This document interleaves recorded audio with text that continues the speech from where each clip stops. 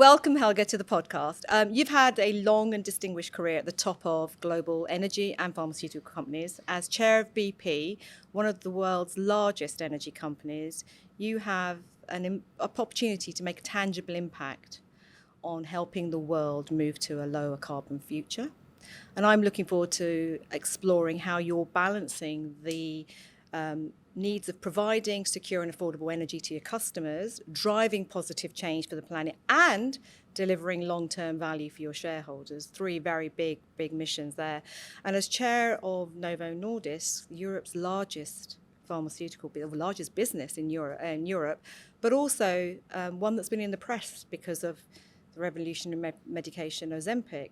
I'm really intrigued to understand, as we go through our conversations, the challenges of the pharmaceutical and healthcare industry and how there are similarities, because you have talked about similarities. But wrap around all of that your incredible interest around technology.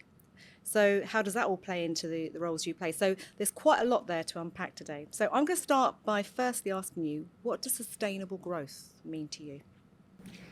Thank you, Bina, and good to be here. In some sense, I think sustainable growth is about having a positive impact for the long term, for business and for society. And the world is facing some big challenges: climate change, environmental degradation, loss of biodiversity, and so on and so forth. And it's really hard for me to see how the world can solve any of these challenges without engaging business.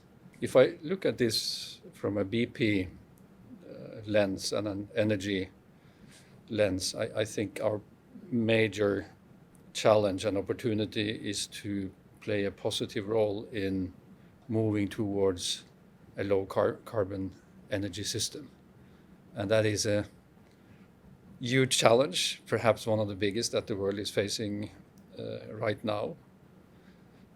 Probably interesting to think about how could we play into that as a company. I think the first one we always need to focus on is that we do it in a safe way for those working for us, but also for society. The other one is that our industry is sort of impacting every aspect of sustainability, so we have to have that as the core part of our strategy. The third dimension to think about is that the energy transition is a transition. It's not a disruption. It will take place over many, many decades. So there is a strong call and importance for us to stay competitive and be financially strong throughout the transition. Otherwise, we will be irrelevant.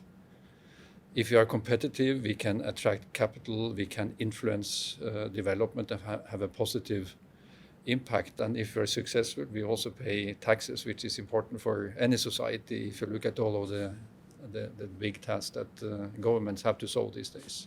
You've touched on a number of lenses: the business lens, the need for competitiveness, the need for investment, the importance of business in society and the good it does. When we've spoken before, you've talked about planetary boundaries and giving nature a voice. Given that complexity, do you think it is possible to achieve the needs of people, planet, and profit? I think it is, but it's a major challenge, and I think we all have to challenge ourselves how we think about this. In one way, I think we measure a society's success by the growth in GDP, and growth is important, but we need to go beyond that and look at other dimensions too. We need to create a society that is safe for people and also a just society. So we need to bring everyone into a world where we have an equitable sort of and an opportunity for everyone, and at the same time we must not go beyond the planetary boundaries and keep within what the nature can take for the long term. And I think these challenges challenge us all to think differently, and we need to understand, and I think we do, that we cannot just continue as is and do things like we did the last 100 years. We need to change that thinking. And from a business perspective, responding to these challenges has a meaning in terms of being in sync with society and being seen as a positive tool to help society deal with the big issues. But ultimately, I think it's also about value creation and create more resilient companies. Because if you're seen to be a positive force, I think, and you're not working against society, you're working with it to solve problems, I think you become a more resilient company. I think part of a sustainability thinking is also how do you lift organizations' capability and competence level, and even generations coming at a higher competence level than our generation had. And in that sense, we increase the society's capacity actually to solve problems. And I think both of the companies that I work with, BP and Novo Nordisk, actually are part of that. There's very highly skilled organizations and that learn every day, and I think increases the capacity to solve problems.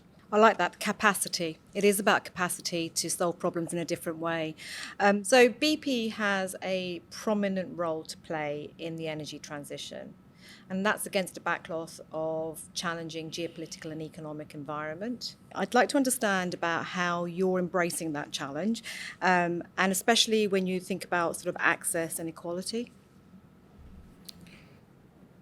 So we need to define an energy system that balances affordability and emissions and security of supply. So that means a balanced energy system. And I think we have seen situations over the past few years, for example, when Russia attacked Ukraine, we saw that it was like a few percentage points of gas was not available in the market, and the market prices increased by several 100%. So it just illustrates the importance of, for the long term, developing energy systems that are balanced, and where we actually make sure that we spread the benefits of energy. And it's probably hard to understand, but at this point in time, I think there's roughly like 750 million people in the world that do not have access to electricity. We need to deal with that, and we cannot ignore that problem as we think about how to design energy systems moving forward. And this is a very important part of a just energy transition, in my mind. You've talked about transition growth engines. Can you maybe share a little bit more about what's exciting about that and how that fits into this journey? So a few years back in 2020, we made a very significant strategic shift in BP. We wanted to move from being a pure oil and gas company to, over time, become an integrated energy company.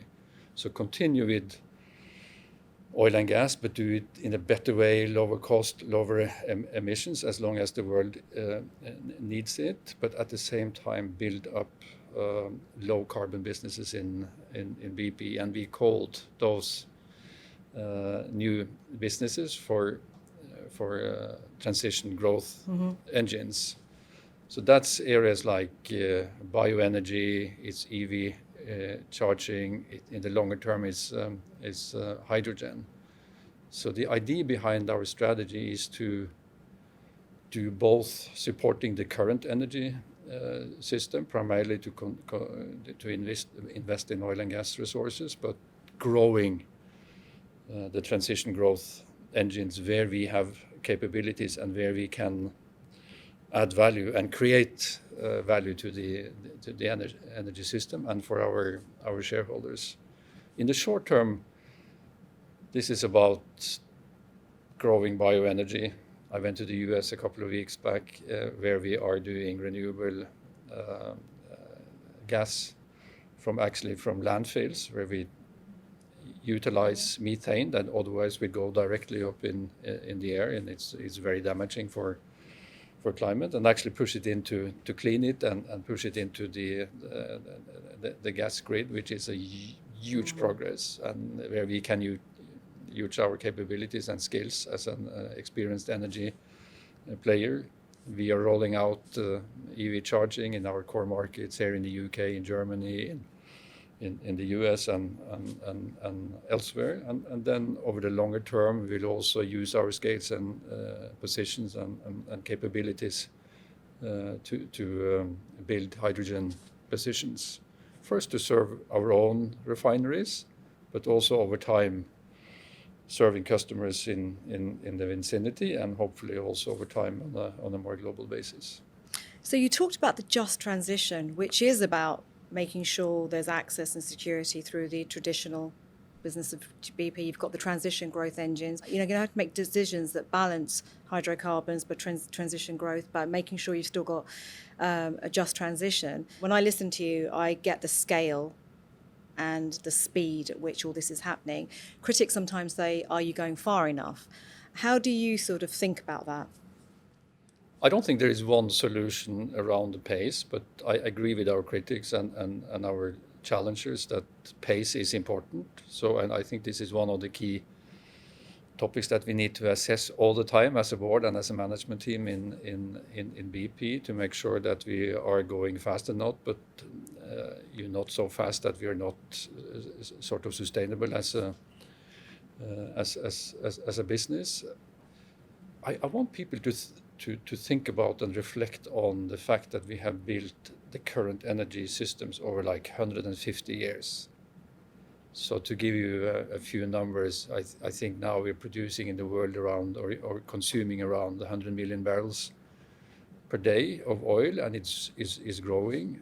I think we're consuming 4 trillion cubic meters of gas, 8 billion tons of coal, and on top of that, renewables in different shapes and forms. And again, this took like 150 years to build, and now we need to change that system in hopefully a few decades. So it's a formidable task, and not one company can do it alone. This is something that the society needs to do together, and where I think companies like BP can play a very important role, and we try to do so.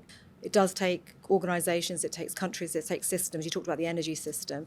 What role does policy regulation play in that, and how do you see that? It's obviously you're operating across so many territories, and that can make it more complex. And whilst we're all trying to coalesce around this one outcome, which is a lower carbon future, how does that play into, and how do you sort of navigate that?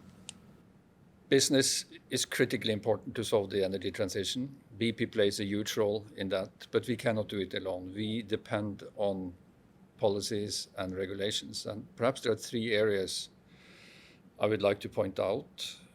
Policymakers can play a big role in supporting consumers and users of energy to use different forms of energy and incentivize that. Secondly, there is around permitting, because this is a huge change in the energy system as such. And many of the projects, they need permits, so they need to speed up on that. And then I think regulations and policies need to reflect the fact that this is not an industry for 1 or 2 years into the future. We are changing a system. So predictability in the tax and incentive system is important to incentivize people to go faster, because we're deploying billions of capital, not a million here and a million there. So we need that long-term view. You're an incredibly diverse business at BP, whether it's sort of the geographies you operate in, the businesses that you serve, the customers that you serve. And you have said a strong culture is really important to build trust with your employees and colleagues. As you evolve BP from an international oil company to an integrated energy company, I'd be interested to understand how you're going to take people along on that journey, especially when you have many vocal stakeholders who have a view on what you should and shouldn't be. In many ways, I think the answer to your question is really to have strong values. That is some sort of a glue combining all our operations across the world, and that is applicable everywhere where we are operating. So we are focusing on maybe 3 dimensions. really underlying the purpose of the business. Why are we here? And how do we operate? Never violating sort of safety or other important areas for the company. The second is around care, that we have care for our own people, but also for the communities around us and for societies at large. And I think also it's around being competitive, the desire to innovate, to win in the market, and create value.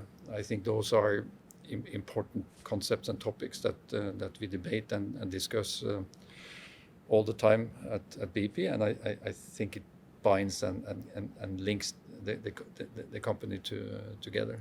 I have been hugely motivated by seeing the enormous dedication among our people and the belief they have in the capabilities of the company, so that actually we can play an important role in helping society solve one of the biggest challenges that we are facing. And also when I ask and meet new recruits coming to the company, why do they want to come to BP, even from companies that are much more well known and maybe more household brands in the consumer world? Why do they want to come to BP? And without exception, everyone is saying basically the same thing, that they feel that in BP they can be part of solving one of the biggest issues that we are facing as a society, and that's what motivating them. And I think that's tying all of us together in the BP community. I think I know the answer to this because you've already talked about passion and purpose, but what drew you to the energy sector? I think it has to do with the importance of energy for society and the desire to contribute with what I've learned and my experience, and do that to the best of my abilities. We all do good things and not so good things, but really this is an industry where you can, if you're successful with a company, you can also impact an industry and then ultimately have an impact on even bigger issues. And in I think our case with BP, the energy transition and solving the climate issues that we're facing.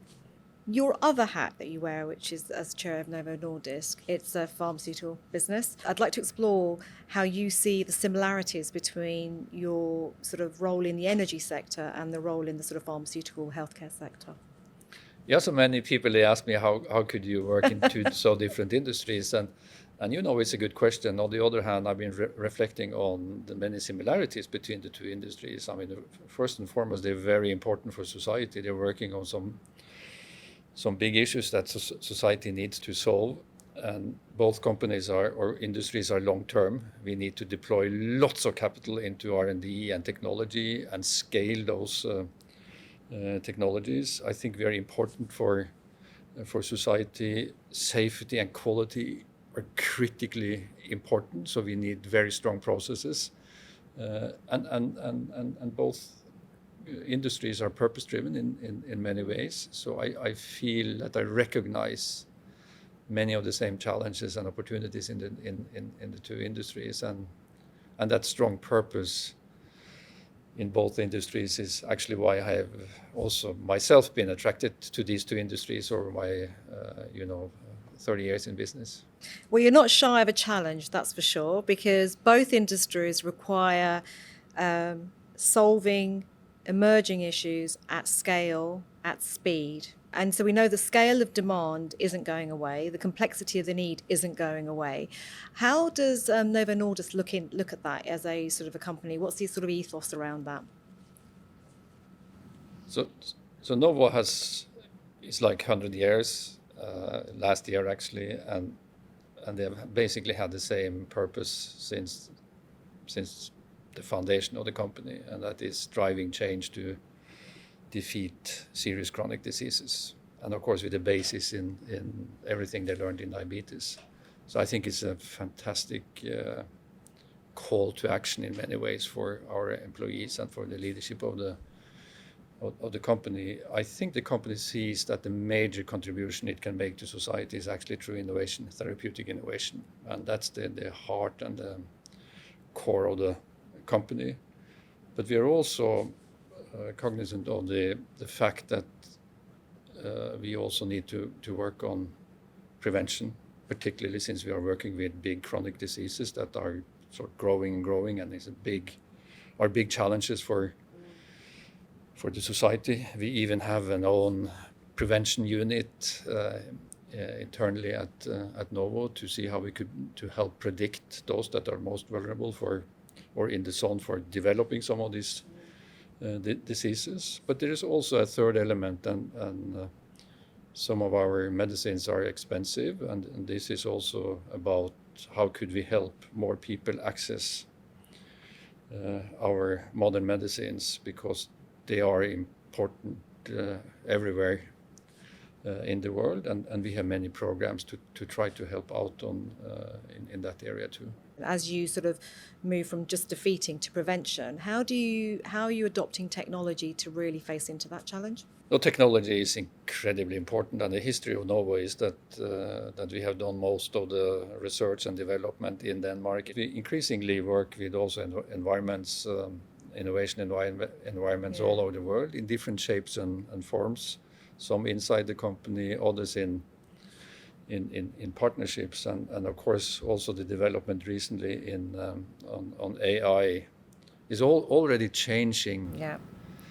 Companies, we can see it and feel it basically every day, and of course it's an efficiency dimension of it. How do you run big companies like BP and Novo Nordisk in pharmaceuticals and healthcare? And we already see the potential in drug discovery, going much faster, using much less resources, and also how we leveraged all the data that we have in clinical research from a societal perspective. There are areas where we need to follow and be very close to from an ethical perspective. How do we secure, in the one hand, that we apply it, that we use it, that we can use it in creating competitive advantage, but also make sure that we have oversight, risk management, and that we can control it. Yeah, I think many organisations, and I'm sure you have the conversations, are grappling with, the accuracy of the data that you're using, the ethical use of that data. But I think AI is transforming many businesses. As you look forward, if you think about the challenges that BP is facing, these are decade-long challenges that you're helping the organisation plan for and move towards. And the same thing for Novo Nordisk, right? It's the same sort of thing you're planning for preventative. As you look forward, the skills that we need are changing. How do you see the qualities of leadership changing? What do you think the leaders of, in the next 5-10 years will look like in terms of skills and characteristics? So, Bina, I think we all think that leadership today is more complex than 20 years back, and it probably is. But I guess 20 years back they said the same about the history. But with all the changes on the geopolitical arena, technology, I mean, we spoke about it. Navigating these companies are increasingly complex, and it's hard, and it also poses a lot of uncertainty on organizations. So I think the starting point for me in leadership is about an absolute commitment to integrity, to drive trust, because in all this uncertainty and change, I think people would like to trust their leaders, and they will not follow you unless they can see that you have integrity. I think also, if they trust you, you can also challenge harder, because they know that you are not challenging them as individuals or persons, but the subject, the issue, to make sure that we improve. So I think that's one area that I think we need to continue to look for and search for. The other one is, of course, in all this information, noise, everything's going on, people that can simplify, create context, set direction for what we're doing, also set performance standards, because leadership is not about caretaking, it's about taking the organization to a new level. And then ultimately, in many ways, I think this is a lot about passion for people.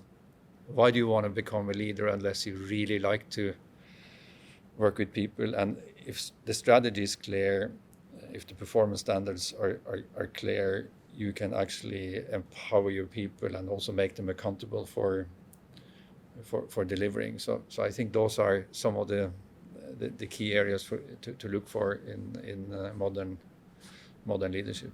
I think you've quite nicely described how you inspire followership.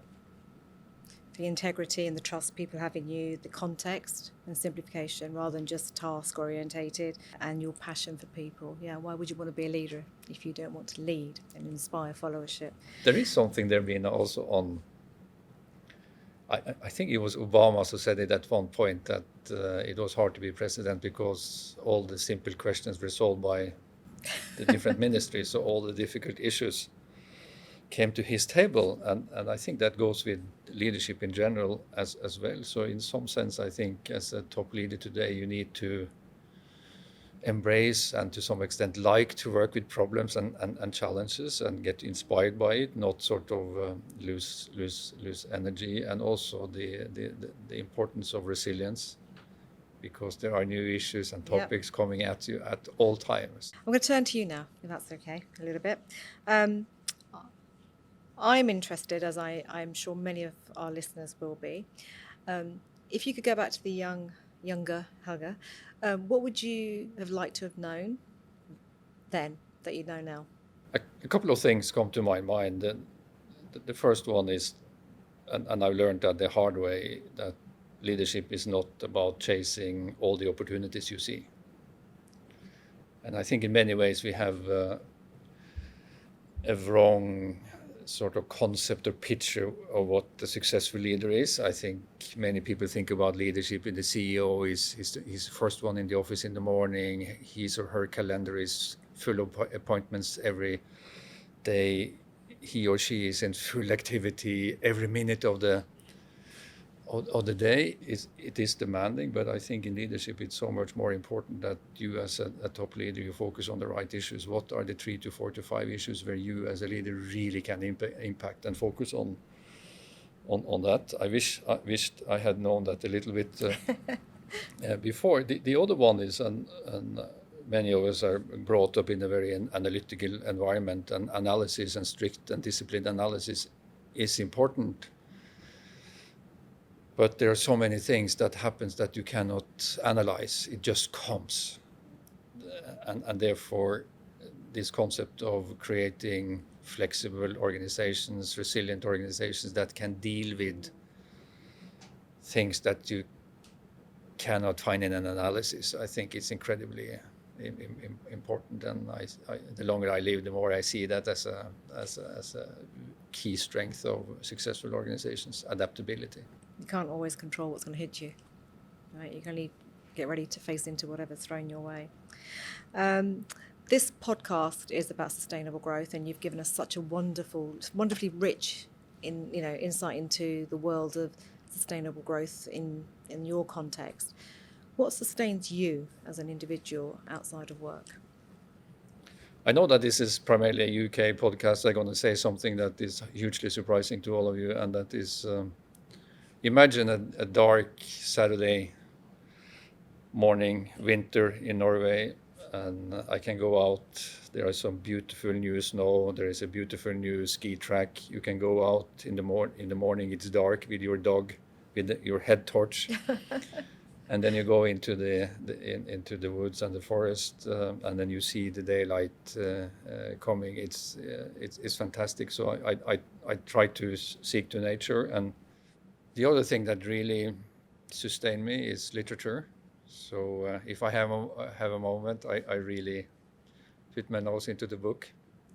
So right now I've actually recently read, because I want to understand a little bit British politics. So I read Rory Stewart's Politics on the Edge. Great book.